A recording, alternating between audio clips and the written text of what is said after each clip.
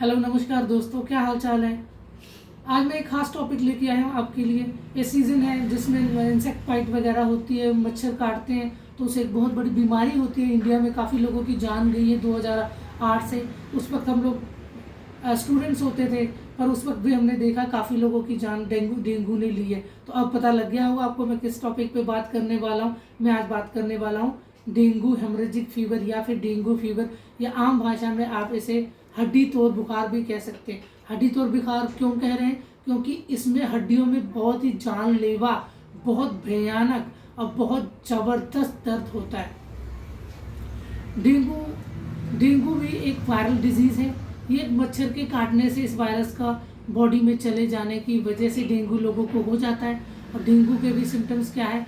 Dengue के symptoms कुछ इस प्रकार से हैं। जब डेंगू किसी मरीज को हो जाता है तो उसे बहुत तेज़ बुखार आता है, उसे उल्टियाँ रहती हैं, उसे खाना नहीं खाया जाता, उसे भूख नहीं लगती, उसे ब्लीडिंग की संभावना हो सकती है, उसके नाक मुंह से भी ब्लीडिंग हो सकती है, उसके मसूड़ों से भी ब्लीडिंग हो सकती है, अर्थात वो ब्रश कर रहा है तो उसके खून आ सकता है। इतनी ज़्यादा दर्द होती है कि मरीज़ का चलना फिरना मुश्किल हो जाता है। मरीज़ को लगातार बुखार रहता है, मरीज़ को लगातार हड्डियों में, जॉइंट्स में बहुत ज़बरदस्त दर्द रहता है। और कुछ मरीजों के शरीर में अलग अलग तरीके के स्पॉट बन जाते हैं, पर ये काफ़ी कम लोगों के होते हैं। इसके लक्षण काफ़ी कम लोगों को आते हैं। आमतौर पे लोगों को क्या होगा, उनको तेज़ बुखार हो जाएगा, थकान रहेगी, हड्डियों में दर्द रहेगा, उल्टियाँ रहेंगी, मसूड़ों से उनको खून आ सकता है। तो ये डेंगू के कुछ लक्षण हैं। और चलने फिरने में मरीज़ बिल्कुल असमर्थ हो जाता है, काफ़ी वीकनेस रहती है, हेडेक रहती है, चक्कर आ सकते हैं।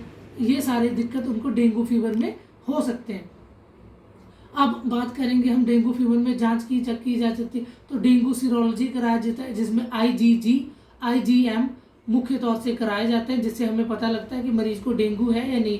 एक अन्य स्थिति हमने देखी है कि लोगों के प्लेटलेट्स कम हो जाते हैं, सेल कम हो जाते हैं। तो सेल कम हो जाते हैं पर डेंगू नेगेटिव होता है। ऐसी अवस्था में भी जो सिम्टोमेटिक ट्रीटमेंट किया जाता है वो बिल्कुल डेंगू फीवर की तरह ही किया जाता है। डेंगू एक खतरनाक बीमारी है।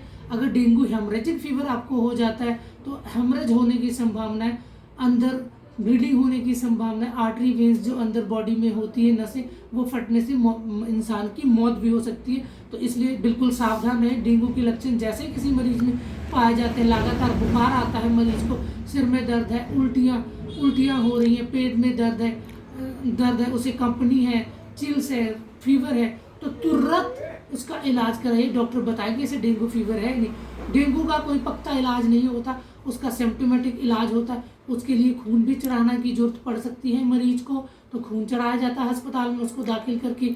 उसके लिए SDP या PRP चढ़ाने की जरूरत है। ये भी प्लेटलेट्स के टाइप है, प्लेटलेट्स चढ़ाना पड़ सकता है अगर प्लेटलेट्स बहुत कम हो जाते हैं। और उसके बाद सिम्टोमेटिक ट्रीटमेंट है, अगर बुखार है तो बुखार का इलाज, कमजोरी का इलाज, इन्फेक्शन का इलाज, और धीरे धीरे कुछ दिनों में मरीज ठीक हो जाते हैं। तो तुरंत इलाज आने से, कराने से मरीज पे आँच नहीं आता, उसके जीवन की रक्षा होती है।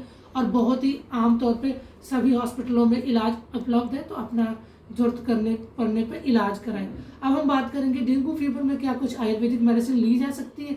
यस, डेंगू फीवर होने पे सिम्टोमेटिक ट्रीटमेंट के साथ में आयुर्वेदिक मेडिसिन काफ़ी लाभदायक देखा गया है। उसके लिए आप गिलोय के किसी भी पाउडर का इस्तेमाल कर सकते हैं, गिलोय के सिरप का इस्तेमाल कर सकते हैं, हल्दी वाले दूध का इस्तेमाल किया जा सकता है। गिलोय की टैबलेट्स बहुत सारी कंपनियां बना रही है, तो आप गिलोय का टैबलेट इस्तेमाल कर सकते हैं। गिलोय घनवटी नाम से टैबलेट आती है, आप उसका इस्तेमाल कर सकते हैं। बुखार उतारने के लिए भी आयुर्वेद में गिलोय काफ़ी इम्पोर्टेंट है। आप हल्दी वाले दूध का इस्तेमाल कर सकते हैं। हरी सब्जियों के रस लीजिए, फल लीजिए, पपीते का पत्ता का रस इस्तेमाल किया जा सकता है, तुलसी के पत्ते का रस इस्तेमाल किया जा सकता है। और आयुर्वेदिक मेडिसिन, पेटेंट मेडिसिन भी ली जा सकती हैं, जिसमें सेफ्टेलिन सिरप का भी इस्तेमाल किया जा सकता है। तो इस प्रकार से काफ़ी अच्छी आयुर्वेदिक मेडिसिन है, जिससे आप जल्दी स्वस्थ हो जाएंगे।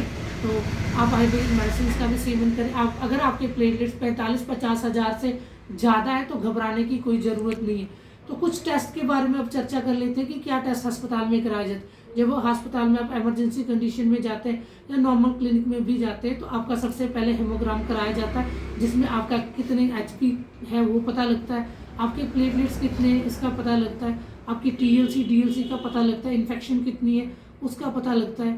साथ में आपका डेंगू का टेस्ट कराया जाता है जिसमें IgG IgM है, और जरूरत पड़ने पे कुछ सिम्टोमेटिक टेस्ट कराए जा सकते हैं। पेट में दर्द होने पे अल्ट्रासाउंड एब्डोमेन भी कराया जा सकता है, आपका LFT भी कराया जा सकता है। तो कुछ टेस्ट करवाने के बाद ही डॉक्टर तय करते हैं कि क्या इलाज करना। अगर आपका प्लेटलेट 80-90 हज़ार से ऊपर है तो आप आराम से क्लिनिक पे बैठ के भी इलाज करवा सकते हैं, घबराने की जरूरत नहीं है। और पर आपका प्लेटलेट्स रोज चेक होना चाहिए, इससे पता लगता है कि आपका प्लेटलेट्स अगर एक बार बढ़ना शुरू हो गया तो उसके घटने की संभावना काफ़ी कम है। Thank you so much. अगर ये इन्फॉर्मेशन आपको अच्छी लगे तो अपने दोस्तों में शेयर करें, अपने ग्रुप में शेयर करें, अपनी कम्युनिटी में शेयर करें। मेरे चैनल का नाम है master in health care and fitness. Thank you for watching my channel. Thank you so much.